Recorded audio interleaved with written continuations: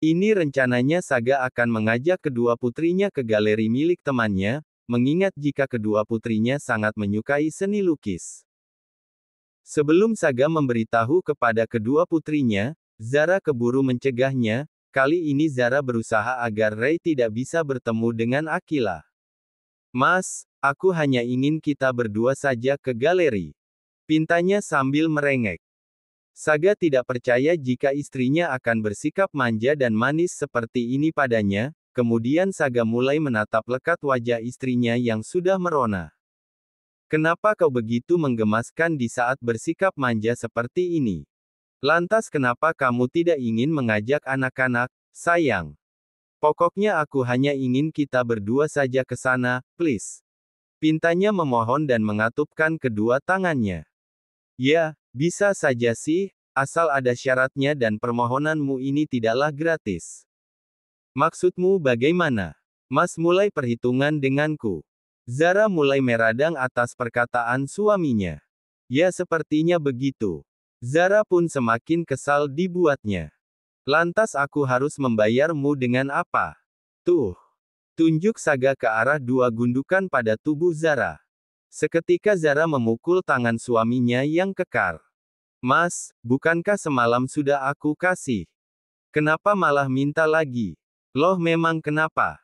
Kita kan sedang berbulan madu, jadi wajarlah kalau aku minta terus.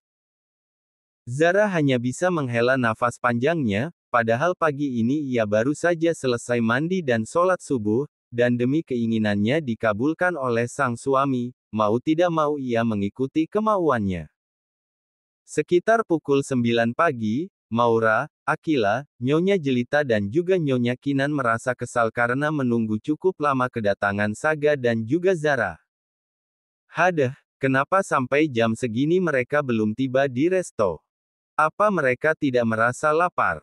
Keluh Nyonya Jelita. Biarkan sajalah Jelita, mereka kan sedang menikmati bulan madu, siapa tahu setelah ini kita punya cucu lagi. Ucapnya sambil berbisik karena takut kedua cucunya mendengar percakapan dewasa mereka.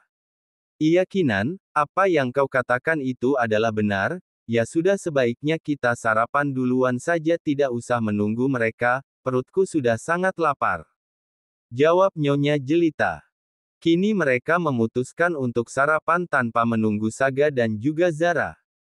Sedangkan Zara dan Saga baru saja selesai memadu kasih, Zara sempat kewalahan meladeni suaminya yang selalu perkasa, entah apa yang sudah diminum oleh Saga, sehingga membuat Zara beberapa kali ko. Sayang, ayo bangun. Aku sudah memesan sarapan untuk kita. Saga malah menepuk-nepuk kedua pipi Zara yang terlihat bulat. Sambil mengucek kedua matanya, Zara pun terbangun, wajahnya tampak pucat. Sayang kamu sakit. Kalaupun iya sebaiknya kita tidak jadi ke galeri. Usulnya. Aku baik-baik saja mas, hanya sedikit kelelahan juga, dan, tiba-tiba saja perut Zara berbunyi, tanda dirinya sudah lapar. Kau pasti sudah sangat lapar kan? Zara pun mengangguk, malu. Ya sudah kita sarapan bareng, kebetulan aku pesan banyak makanan, biar kau bisa kembali pulih dan bertenaga. Ucapnya sambil menaikkan kedua alisnya. Kebaikanmu ini modus mas. Protesnya dengan mata menyipit. Melihat ekspresi wajah istrinya seperti, Saga malah tertawa terbahak-bahak. Setelah melaksanakan sholat zuhur, Saga dan Zara meminta izin untuk pergi ke galeri temannya kepada kedua putrinya serta mamah dan ibu mertuanya. Mendengar kata galeri, Akila dan Maura merengek ingin ikut. Nanti saja ya sayang, di sana tidak diperbolehkan anak di bawah umur 10 tahun untuk masuk, tapi tenang saja anak-anak, nanti sore papa akan ajak kalian ke suatu tempat yang tentunya tidak kalah menariknya loh. Saga mencoba membujuk kedua putrinya. Bagaimanalah, apa kau setuju dengan sarannya papa? Aku setuju saja Maura, mungkin nanti sore, papa akan mengajak kita ke tempat yang jauh lebih menarik. Sahut Akila. Good girl, Lala, kau memang sangat pengertian. Puji Sagara. Ya sudah, tapi papa sama bunda jangan sampai ingkar loh. Celoteh Maura. Siap Tuan Putri, pokoknya nanti sore kalian akan merasa senang dan juga happy. Jawab Saga. Kemudian setelah mendapatkan izin dari kedua putrinya, kini Saga dan Zara bergegas untuk pergi ke galeri yang letaknya tidak jauh dari kota Denpasar. Sekitar 30 menit lebih, Saga dan Zara tiba di galeri milik Rio, kehadiran mereka pun disambut hangat oleh Rio dan juga Ray. Sedangkan Ray sendiri, ia malah fokus menatap ke arah Zara sampai-sampai Zara membuang pandangannya. Sepintas Saga menyaksikan sikap aneh pada Zara dan juga Ray. Kemudian Ray mulai memperkenalkan galeri miliknya yang dihiasi banyak lukisan indah dan juga bagus. Apakah semua lukisan ini karyamu Ray? Tanya Saga menatap takjub sebuah lukisan pemandangan alam yang terasa nyata dan juga hidup. Saga pun memperhatikannya secara detail.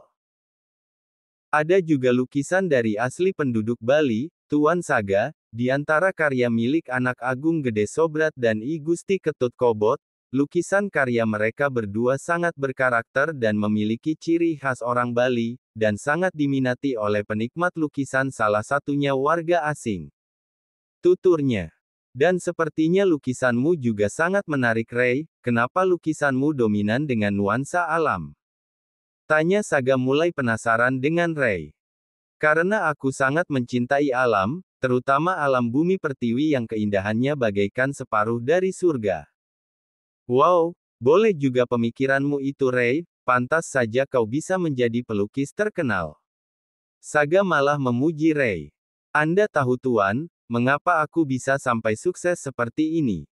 Saga malah menggeleng karena tidak mengetahuinya. Love is hurt, sebuah cinta yang menyakitkan.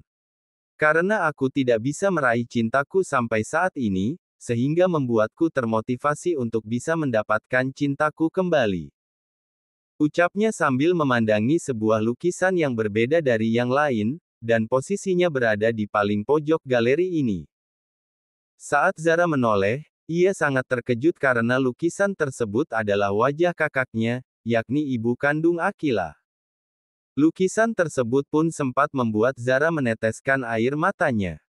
Sepertinya ada kisah di balik lukisan ini ya Ray, dan sangat bermakna dalam kehidupanmu. Anda benar sekali Tuan, lukisan seorang wanita ini adalah yang sangat aku cintai, karena sampai saat ini rasa cintaku padanya tidak akan pernah padam meskipun dirinya sudah tidak ada di dunia ini. Jawabnya mencoba untuk tidak menangis. Lalu Saga menepuk bahunya Ray. Aku pernah berada di posisimu Ray, karena kehilangan seseorang yang sangat dicintai itu begitu menyakitkan. Saga malah termenung. Sedangkan Zara terus memperhatikan suaminya. Aku bisa merasakan apa yang kamu rasakan Mas, betapa sakitnya kehilangan seseorang yang sangat dicintai, dan aku pun tersadar bahwa rasa cintamu terhadap mendiang Kak Noura tidak akan pernah padam sampai kapanpun. Batinnya merajuk. Kemudian dengan beraninya Ray mengatakan sesuatu kepada Zara. Bukankah begitu Nyonya Zara? Kehilangan itu adalah hal yang sangat menyakitkan, seperti diriku yang sampai saat ini belum bisa untuk melupakannya, dan berharap ada mukjizat yang bisa mengembalikan sesuatu yang pernah hilang. Kini Ray dan Zara saking memandang dalam diam. Lagi-lagi Saga memperhatikan sikap Ray yang cukup aneh terhadap istrinya. Entah kenapa kau dan istriku seperti sudah lama saling mengenal, apakah kalian pernah memiliki suatu hubungan? Batinnya mulai menaruh curiga. Bersambung.